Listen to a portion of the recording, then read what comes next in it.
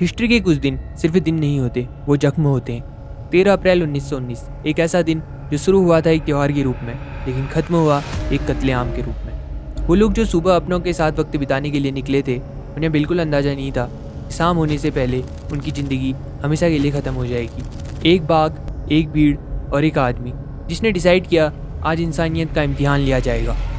इस वीडियो में हम जानेंगे जलियांवाला बाग हत्याकांड के बारे में और देखेंगे उस दिन ऐसा क्या हुआ था जो हम कभी भूल नहीं सकते।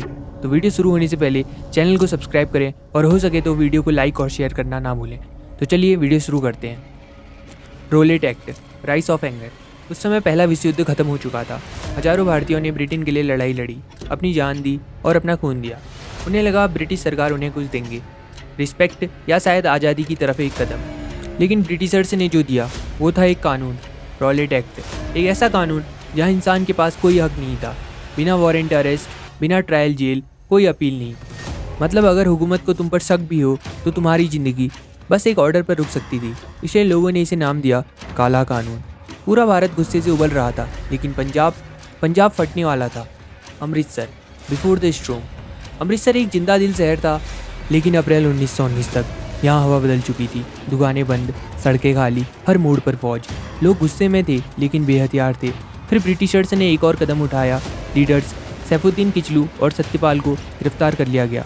उनका क्राइम लोगों को एकजुट करना। अब आवाज़ और तेज होगी। जलियांवाला बाग, दी ट्रैप। 13 अप्रैल 1919 बैसाखी का दिन था। बैसाखी पंजाब का सबसे बड़ा त्यौहार है। जलियांवाला बाग उनके लिए एक सुरक्षित जगह थी, जहाँ लोग नए कपड़े पहने हुए, बच्चे हंसते हुए, कोई मिठाई बांट रहा, कोई भाषण सुन रहा। लेकिन असल में वो एक ट्रैप था। चारों तरफ ऊंची दीवारें, सिर्फ एक सकरा आने का रास्ता, कोई प्रॉपर एग्जिट नहीं। बीच में एक कुआं जिसे किसी ने कभी मौत का दरवाज़ा नहीं समझा। 20,000 से ज़्यादा लोग एक ही जगह पर। उन्हें नहीं पता था कि कोई उन्हें देख रहा है। Entry of Reginald Dyer. शाम के करीब 5 बजे एक आदमी अपनी फ़ौज के साथ बाग में एंट्री करता है। General Dyer. उसके चेहरे पर कोई संदेह नहीं था, सिर्फ एक कोल्ड डिसीजन। 50 से ज़्यादा सोल्जर्स राइफल के साथ खड़े थे। उन्होंने एग्जिट ब्लॉक कर दिया था। कोई वार्निंग नहीं, सिर्फ एक हाथ उठा। दी मैसेकर। Face 1, shock. फायर। पहली गोली चली। एक सेकंड के लिए सब कुछ रुक गया। लोग समझ नहीं पाए। एक बच्चा अपनी माँ का हाथ पकड़े हुए बस देख रहा था। इंसानी दिमाग इतनी जल्दी डर को समझ नहीं पाता। Phase 2, chaos. फिर सब कुछ टूट गया। लोग भागने लगे, लेकिन कहाँ भागे? गेट बंद था, दीवारें ऊंची थी, हर तरफ से सिर्फ गोलियां चल रही थी। लोग गिरते गए एक दूसरे के ऊपर। तभी कुछ लोग कुएं की तरफ भागे, एक के बाद एक। लोग कूदते गए। उन्हें लगा नीचे जिंदा बच जाएंगे, लेकिन वो नहीं जानते थे कि वो मौत में कूद रहे थे। 8-10 साल के बच्चे भी उस भीड़ में शामिल थे। Phase 3, final brutality. फायरिंग रुकती नहीं। 10 मिनट, सिर्फ 10 मिनट। लेकिन उन 10 मिनटों में 1600 से ज़्यादा गोलियां चली। ये भीड़ को हटाना नहीं था, ये सजा थी। दोस्तों, क्या आप इमेजिन कर सकते हो उन 10 मिनटों में जलियांवाला बाग में क्या अफरा तफरी और कितनी जाने गई? फिर भी जनरल डायर का बाद में यह कहना था, अगर और गोली होती तो मैं चलाता। After math. जब गोलियां चलना रुकी तो आवाज़ें भी रुक गई। ज़मीन पर सिर्फ लाशें थी, लाशें। खून इतना था कि मिट्टी का रंग बदल चुका था। एक औरत ने अपना बच्चा, अपना पति, सब कुछ खो दिया था। एक आदमी अपनी आंखों के सामने अपना सब कुछ खो रहा था। कोई डॉक्टर नहीं आया, कोई मदद नहीं आई।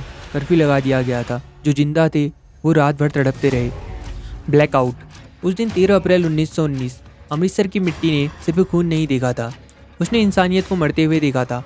वो लोग जो सुबह घर से निकले थे, किसी ने सोचा भी नहीं था कि वो कभी वापस लौट कर नहीं आएंगे। एक माँ अपने बच्चे को ढूंढ रही थी, एक बेटा अपने पिता की लाश के पास चुपचाप बैठा था, और कुछ लोग बस जिंदा थे लेकिन अंदर से पूरी तरह टूट चुके थे। ज़मीन पर गिरता हुआ हर एक खून का कतरा सिर्फ एक जान नहीं ले रहा था, वो ले रहा था एक पूरी जनरेशन का भरोसा। भरोसा कि न्याय मिलेगा, भरोसा कि इंसानियत जिंदा है, भरोसा कि हुकूमत उनकी रक्षा करेगी। लेकिन उस दिन ये तीनों चीज़ें एक साथ मर गई। जलियांवाला बाग अब सिर्फ एक जगह नहीं रही थी, वो बन चुका था एक जख्म जो हर भारतीय के दिल में हमेशा के लिए जिंदा रहने वाला था। उस दिन अंधेरा सिर्फ आसमान में नहीं था, वो हर उस इंसान के अंदर उतर चुका था जो बच गया था। After effect, nation awareness.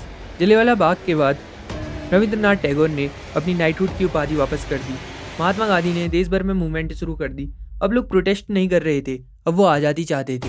इस कत्लेआम के बाद देश भर में आवाज़ उठने लगी, दबाव बढ़ते गया और आखिरकार ब्रिटिश सरकार को झुकना पड़ा। एक इन्वेस्टिगेशन शुरू हुई जिसे कहा गया हंटर कमीशन। महात्मा गांधी जैसे नेताओं के दबाव में इस घटना को ऑफिशियली इन्वेस्टिगेट किया गया। रेजिनाल्ड डायर, को उसके बाद इंडिया से हटाकर इंग्लैंड में भेज दिया गया। लेकिन ब्रिटेन में कुछ लोगों ने उसे दोषी नहीं बल्कि हीरो माना। उसके लिए संपत्ति जमा की गई, उसकी तारीफ की गई और उसे लायन ऑफ ब्रिटेन की उपाधि दी गई। यह थी ब्रिटिश हुकूमत की सच्चाई, जहाँ एक आदमी जिसने निर्दोष लोगों पर गोलियां चलवाई उसे कुछ लोगों ने सम्मान दिया। हिपोक्रेसी सिर्फ एक शब्द नहीं था, वो उस सिस्टम की पहचान थी। रिवेंज। उधम सिंह, एक लड़का जिसने यह सब देखा था, उधम सिंह।